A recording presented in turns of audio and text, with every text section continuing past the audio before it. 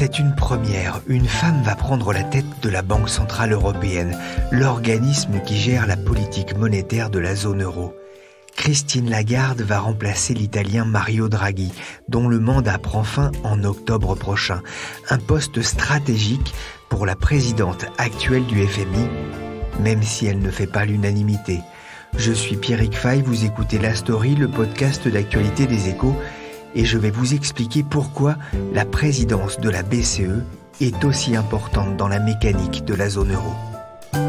Qui à la tête de la Banque centrale? Une femme, là aussi une Française. This point, but Christine Lagarde has formally been nominated to take over the presidency of the European Central Bank. Herr Resse, ist Christine Lagarde eine gute Wahl? Après les élections européennes en mai dernier, l'heure était au changement dans les postes clés du pouvoir au sein de l'Union européenne. Il y en avait 4 et comme souvent, ces postes donnent lieu à d'intenses tractations entre les principaux pays de l'Union. Après un premier échec le 21 juin, un nouveau sommet était organisé le 30, mais il aura fallu attendre le 2 juillet pour que les annonces tombent. 2 fauteuils étaient particulièrement scrutés, celui de président de la Commission et celui de la Banque Centrale Européenne. Verdict, l'Allemande Ursula von der Leyen se voit confier les rênes de la Commission européenne à Bruxelles et la Française Christine Lagarde le prestigieux fauteuil de la BCE à Francfort. Gabriel Grésillon est l'un des correspondants des Échos à Bruxelles. Il a suivi de près les tractations. Ça a été long, très long. Ouais, effectivement, ça a été long, mais il faut comprendre que c'est parce que l'équation était quand même complexe. Elle était complexe parce qu'il y avait beaucoup de paramètres et il y avait une volonté des Européens d'équilibrer tous ces paramètres. Donc il fallait idéalement qu'il y ait un équilibre géographique, il fallait aussi qu'il y ait un équilibre politique, c'est-à-dire qu'il fallait tenir compte du résultat des européennes, donc il fallait que tous les grands partis européens y trouvent leur compte. Et puis il fallait aussi qu'il y ait un équilibre au niveau de la parité, puisqu'il y avait une vraie volonté de mettre les femmes à l'honneur et si possible d'être sur un résultat à peu près 50-50. Donc ça faisait beaucoup de paramètres et puis en plus, là-dessus, c'est rajouté une bataille institutionnelle pour simplifier entre le Parlement et ce qu'on appelle le Conseil européen. Le Conseil européen, c'est la réunion des dirigeants, donc des chefs d'État et de gouvernement. Et cette bataille qu'on a appelée la bataille du Spitzenkandidat a rajouté une énorme dose de complexité. Donc c'était un peu logique que ce soit long. C'est quoi la bataille du Spitzenkandidat ? Alors, la bataille du Spitzenkandidat, c'est un mot allemand, ça veut dire tête de liste, candidat tête de liste. En fait, les grands partis européens, donc le PPE des conservateurs, et puis les sociodémocrates, et puis les libéraux, et puis les Verts, ils se choisissent une tête de liste. Et le Parlement européen prétendait que la tête de liste du parti capable de créer une coalition devait automatiquement devenir président de la Commission européenne. Pourquoi ils disaient ça ? En partie parce qu'ils ont réussi à imposer ce système en 2014. C'est-à-dire que Jean-Claude Juncker, était tête de liste du PPE, donc des conservateurs. Mais la vérité, c'est qu'il y a eu plutôt un alignement des planètes qui a fait que les chefs d'État et de gouvernement se sont dit, en fait, l'homme qui nous va bien, c'est Juncker. Or, il se trouvait être la tête de liste du PPE. Donc, à partir de ce moment-là, le Parlement européen et tout particulièrement le PPE qui se sait leader en Europe, dans la vie politique européenne, se sont dit on va essayer de pratiquer la stratégie du fait accompli et on va dire le Spitzenkandidat du parti arrivé en tête devra devenir président de la Commission européenne. Or, il y a un certain nombre de dirigeants, la plupart en fait, qui ne l'entendaient pas de cette oreille et ils avaient tout à fait raison puisque les traités ne disent pas ça. Les traités disent que c'est les dirigeants qui choisissent le président de la Commission européenne et qu'ensuite il doit être approuvé par le Parlement. Donc ça veut dire quoi ? Ça veut dire que des dirigeants ils doivent choisir qui ils veulent mais en tenant compte évidemment du résultat des élections parce que s'ils choisissent quelqu'un dont le parti n'a pas fait un bon résultat aux européennes, ils sont sûrs de se faire rejeter par le Parlement. Donc voilà, le Parlement a essayé d'inverser la logique et en particulier le PPE puisque le PPE, une fois de plus, est arrivé en tête, affaibli mais en tête, et il voulait absolument imposer sa tête de liste, qui était Manfred Weber, un Allemand que à peu près personne connaît en Europe. Le problème concernait surtout le président de la Commission ou est-ce que pour la Banque Centrale Européenne, c'était aussi compliqué ? Franchement, je crois qu'il faut être lucide, c'était vraiment la bataille autour de la Commission européenne qui cristallisait toutes les tensions. Parce que ça reste probablement à raison, le poste le plus emblématique et peut-être le plus stratégique. En tout cas, ça peut se discuter. Mais c'est vraiment autour de la commission. Tout part de la bataille sur la commission. La question était, le PPE va-t-il s'accrocher à la commission ou va-t-il accepter de lâcher la commission, auquel cas ça débloque le jeu, etc. Et si vous voulez, une fois que vous avez décidé de qui vous mettez à la commission, à ce moment-là, vous pouvez décliner tout le reste. Alors effectivement, le poste de la BCE, il est aussi, chacun le sait, très stratégique, parce que c'est un des postes dans ce dispositif où il y a un vrai pouvoir. Peut-être plus que la présidence du Parlement européen ou que, a fortiori, le haut représentant qui s'occupe de la diplomatie européenne, dont chacun sait qu'elle est encore un peu embryonnaire. Le choix de Christine Lagarde, c'est un peu une surprise, elle n'était pas forcément favorite. Non, effectivement, quand on évoquait des noms français, on disait plutôt Villeroy de Galhau, on disait Benoît Cœuré, il y avait même d'autres noms qui circulaient, on parlait d'Olivier Blanchard, il y avait Bloomberg qui avait sorti ce nom, on parlait moins de Christine Lagarde. Mais il y a aussi le fait que, si vous voulez, ce ticket franco-allemand, dans cette forme-là, il n'était pas vraiment attendu, parce que l'Allemagne, depuis le début, poussait le Spitzenkandidat de la droite, c'est-à-dire Manfred Weber. Or, Manfred Weber était de toute évidence sous-calibré pour le job, et c'était perçu comme une espèce de coup d'État, c'est peut-être un peu excessif, mais en tout cas, c'était un peu un abus de pouvoir de l'Allemagne qui voulait absolument positionner ce Bavarois pour des raisons, en fait, de politique intérieure. Et donc, finalement, on n'imaginait pas tant que ça un ticket franco-allemand. Finalement, comme on a trouvé une autre candidate allemande, alors, ce qui était clair depuis le début, c'est que s'il y avait de l'Allemagne, il y aurait de la France. Et que s'il y avait de la France, il y aurait de l'Allemagne. Et que s'il n'y avait pas d'Allemagne, il n'y aurait pas de France, etc. Donc, à partir du moment... pour qu'il y ait Christine Lagarde à la BCE, il fallait qu'on ait un Allemand à la tête de la commission. C'est finalement ce qui s'est passé et du coup il fallait chercher dans le vivier français et après Christine Lagarde évidemment a émergé parce qu'elle a un CV remarquable d'une part et aussi parce qu'il y avait une vraie volonté de la part des dirigeants européens de mettre des femmes à des postes clés pour envoyer un puissant signal de renouvellement et de modernité de la part de l'Union européenne. Voilà, donc c'est tout ça qui a fait que c'est finalement Christine Lagarde qui a eu le job. Une Allemande à la Commission, une Française à la Banque centrale, c'est le socle franco-allemand de la zone euro.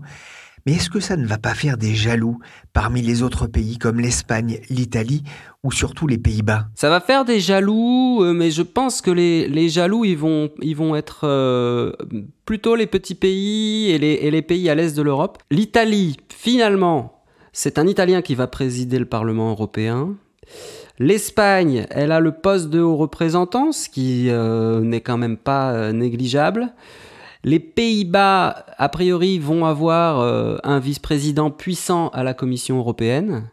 Donc finalement, moi, ce qui me choque plutôt au plan géographique, c'est que c'est plutôt l'Europe des fondateurs qui s'en tire bien. Alors que l'Europe dite de l'Est, elle, s'en sort beaucoup moins bien. Et il y avait plus ou moins une promesse de faire en sorte que ces pays aussi aient des figures bien représentées. Après, il faut s'interroger sur les raisons de cette sous-représentation. Et la vérité, c'est que plusieurs de ces pays ont des gouvernements qui sont dans une relation assez virulente à l'Union européenne. Et du coup, ils n'ont pas forcément un vivier énorme de représentants politiques qui peuvent proposer sur la scène européenne. Donc finalement, là où le bas blesse dans ce casting, c'est plutôt que c'est la, entre guillemets, je dis bien entre guillemets, la vieille Europe qui brille aux dépens de, voilà, on n'a pas vraiment les pays baltes, on n'a pas vraiment les pays de l'Europe centrale et orientale, etc.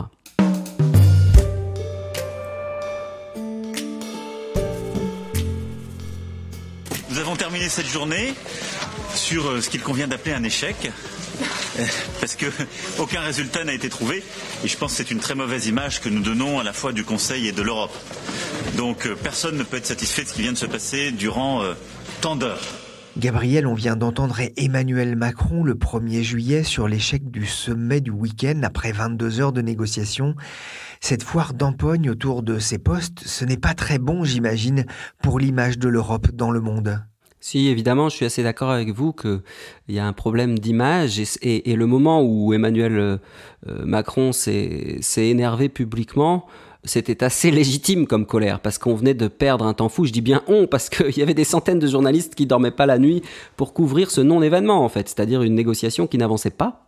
Et elle n'avançait pas parce qu'il y avait, entre autres, une colère du PPE qui refusait de se faire, passez-moi l'expression, piquer la commission. C'est-à-dire, donc en fait, il y avait vraiment des batailles politiciennes qui sont pas très saines, et ça a envoyé une image délétère de l'Union européenne. Mais moi, je voudrais quand même apporter une nuance à ça. D'abord, c'est de dire que, au final, l'Europe, elle aura mis 1 mois et quelques à se choisir une équipe dirigeante, et que c'est pas si mal. Quand on se souvient qu'en 2014, elle avait mis 3 mois, et quand on se souvient qu'en 2004 et en 2009, elle avait finalement choisi la stratégie du plus petit dénominateur commun. Aujourd'hui, c'est un secret pour personne de dire que Barroso, c'était pas vraiment un choix idéal, c'était simplement celui qui n'attirait les foudres de personne. Donc là, on met 1 mois et quelques et on sort avec un casting qui a quand même de l'allure. Et d'autre part, peut-être l'autre bémol, c'est que oui, il y a un vrai problème d'image pour l'Europe, et ça, il va falloir qu'on s'y habitue, c'est-à-dire que l'Europe, elle joue à ciel ouvert, enfin, tout le monde voit ces déchirements, tout le monde les ausculte. Nous, les médias, c'est en partie notre job de montrer comment Merkel ou Macron ont eu des divergences, etc. Et finalement, moi qui étais correspondant en Chine avant, la différence, c'est juste que ça se voit. Mais il ne faut pas croire que le pouvoir chinois se choisisse des présidents en un claquement de doigts. En réalité, les batailles sont d'une férocité terrible et d'une violence terrible. Et j'utilise le mot violence au sens littéral. Simplement, ça ne se voit pas. Donc la faiblesse de l'Europe, c'est que tout le monde est au courant de cette grande bataille. Mais au final, je trouve que là, on a plutôt un exemple de relative efficacité. Gabriel, est-ce qu'Emmanuel Macron sort renforcé en Europe ? Plutôt oui, quand même. Enfin, j'en discutais avec des diplomates qui ont été plutôt étonnés par le fait que, d'abord, le casting final convient plutôt à la France, ne serait-ce que parce qu'il n'y a que des francophones dans l'équipe, donc ça c'est pas mal, et puis c'est des gens qui lui conviennent, en particulier Charles Michel au Conseil européen, le Premier ministre belge, qui est vraiment un allié de Macron. Et puis par ailleurs, c'est vrai que Emmanuel Macron, comme souvent dans les grandes négociations un peu dures, il a été à la manœuvre, il a été très actif, et après un moment un peu compliqué avec l'Allemagne, il a su être plus dans une démarche de loyauté à l'égard de Merkel, qui était en train vraiment de se noyer. Enfin, c'est peut-être un peu excessif de dire ça, mais elle avait de vraies difficultés, et il a porté ses propositions, il a essayé de trouver un compromis avec elle, et donc au final, il en sort avec l'image de quelqu'un qui est plutôt un bâtisseur de compromis, qui s'obsède pas sur je veux, par exemple, il aurait pu pousser Barnier, il a pas poussé Barnier, ce que beaucoup vont lui reprocher d'ailleurs, mais il a essayé d'avoir une attitude constructive avec l'Allemagne, et je pense qu'au final, il marque des points sur la scène européenne dans ce dossier, et il en avait besoin parce que c'était plutôt une période difficile pour lui sur la scène européenne. Christine Lagarde, 63 ans, occupera donc le 1er novembre le fauteuil de président de la Banque Centrale Européenne, dont le siège est à Francfort. La BCE, c'est l'organisme chargé de veiller sur la stabilité financière de la zone euro. Isabelle Coué est chef du service marché aux Échos. Isabelle, pourquoi ce poste de la BCE est-il si stratégique ? Il est devenu stratégique pendant la crise de la zone euro, puisqu'en fait, on a vu que la Banque Centrale Européenne était en quelque sorte la dernière ligne de défense de l'Europe. Quand plus aucune solution n'était possible, c'est la BCE finalement qui est venue au secours de la zone euro avec Mario Draghi qui a, avec une seule phrase finalement, réussi à calmer les marchés qui attaquaient les dettes des différents États de la zone euro. Donc elle s'est vraiment placée au centre du jeu, et ça lui a donné une dimension tout à fait nouvelle que personne ne percevait jusqu'ici, où on voyait la Banque centrale comme quelque chose de très technocratique, très compliqué, très plomberie monétaire, etc. Et là, on a vu que finalement, c'était un peu l'endroit où on pouvait rapidement agir. C'est surtout ça, parce qu'en fait, effectivement, il n'y a pas de vote. Il suffit que la BCE décide d'agir, elle appuie sur un bouton, et immédiatement, c'est le bazooka monétaire, et on peut sauver la zone euro. Voilà, la BCE qui maintient les taux à des niveaux très bas depuis maintenant plusieurs années, ce qui soutient la croissance dans la zone euro. Comment est-ce que les marchés financiers ont réagi à la nomination ou au choix de Christine Lagarde ? Alors, ils ont très bien réagi. On a vu les taux d'emprunt des États, ce qui est un peu la mesure du sentiment de marché sur ces questions. On a vu donc ces taux se détendre très fortement, sachant qu'ils se détendent déjà depuis un petit moment et qu'on atteint des niveaux jamais vus, puisqu'on tombe en territoire négatif. Mais donc, cette baisse des taux est un très bon signe. Ça, c'est pour les indicateurs de marché. Mais on a vu également les commentaires des ECB Watchers, comme on dit, c'est-à-dire ces économistes qui sont experts, qui décryptent et décortiquent tout ce qui se passe à la BCE et des analystes de marché qui n'ont pas cessé de dire que Lagarde incarnait finalement la continuité avec Draghi. Elle est considérée comme une colombe, c'est ce qu'on dit. En langage banque centrale, on a les colombes et les faucons. Les colombes sont ceux qui, en fait, sont prompts à prendre des mesures pour soutenir l'économie. On va dire que c'est l'anti-Weidmann, qui était le candidat allemand, qui lui est très orthodoxe et qui donc a toujours freiné pour lancer des mesures de soutien. Lagarde, au contraire, en tant que patronne du FMI, s'est exprimée à plusieurs reprises pour dire qu'elle était d'accord avec ces programmes exceptionnels d'achat de titres sur les marchés, de baisse des taux, etc. Donc elle est vraiment une colombe comme Draghi. Donc on pense qu'elle est capable de repousser le spectre de la déflation comme l'a fait Draghi si ce spectre devait revenir hanter la zone euro. C'est le changement dans la continuité, mais il y a un changement de taille quand même. Christine Lagarde, c'est une femme à la BCE, c'est une première ? Oui, c'est une première. Alors, je rappelle que c'est pas la première femme banquière centrale. On a eu Janet Yellen à la Fed, donc c'était quand même elle, la femme la plus puissante du monde à un moment.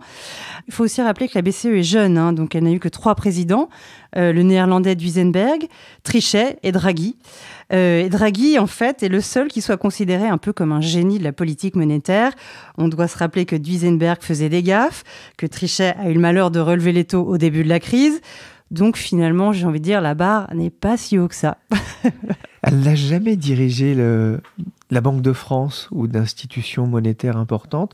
C'est une fragilité ? Non, on l'aura compris, Lagarde n'est effectivement pas une technicienne de la politique monétaire. Elle ne sera pas dans la plomberie. Par contre, elle pourra s'appuyer sur d'excellents techniciens et notamment une autre Française, par exemple, je pense à Natacha Valla, qui est devenue numéro 2 de la division politique monétaire au sein de la BCE et qui, elle, connaît très bien tous ces rouages. Donc, tout le talent de Christine Lagarde sera de s'appuyer sur ces gens qui, eux, sont vraiment dans la technique et qui peuvent amener des solutions quand on a des problèmes graves à résoudre. Première femme présidente de la BCE, première femme à piloter le cabinet d'avocats américain Baker McKenzie, ancienne ministre de l'économie, patronne du FMI. Il n'y a finalement qu'une tâche dans le CV de Christine Lagarde, son rôle dans l'arbitrage du Crédit Lyonnais, qui avait octroyé 400 millions d'euros à Bernard Tapie. Elle a été reconnue coupable de négligence. Par ailleurs, certains économistes regrettent la politisation de ce poste et se posent la question de l'indépendance à long terme de l'institution. Isabelle, est-ce qu'il faut craindre une erreur de casting ? Alors, c'est vrai que le verdict de la justice sur son rôle dans l'arbitrage Tapie, c'est une énorme tâche sur son CV, c'est choquant. Maintenant, Lagarde s'est maintenue à la tête du FMI malgré ça. Donc, ça continue. Visiblement, personne ne lui en tient rigueur.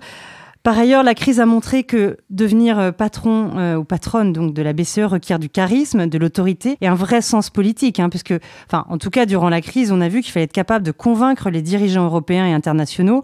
Quand on doit gérer la faillite d'un État comme la Grèce, des tensions sur toutes les banques européennes, par exemple, ou d'autres États qui sont en difficulté, c'est éminemment politique. Et d'ailleurs, la BCE s'est retrouvée dans ce qu'on appelait la Troïka, c'est-à-dire à discuter directement avec le FMI et avec la Commission européenne sur des dossiers qui n'étaient pas strictement de politique monétaire. Et donc, Lagarde a pris une vraie dimension internationale. Elle est extrêmement écoutée partout dans le monde. Donc, de ce point de vue, elle est parfaite pour la fonction. Un choix qui en tout cas fait l'unanimité au sein du couple franco-allemand, que ce soit le président français Emmanuel Macron. Elle a été pendant plusieurs années ministre de l'économie et des finances, à une époque particulièrement difficile, en affrontant des crises, en particulier la plus grande crise financière et de dette souveraine des dernières décennies. Elle a ensuite été à la tête du Fonds monétaire international, ce qui me paraît qualifié très profondément pour avoir les qualités requises, d'une part pour maîtriser la politique monétaire, d'autre part pour avoir une crédibilité face au marché, devant d'une part les investisseurs et tous les commentateurs de marché. ou du côté d'Angela Merkel. Auch in diesem Fall zum ersten Mal einer Frau, nämlich Christine Lagarde.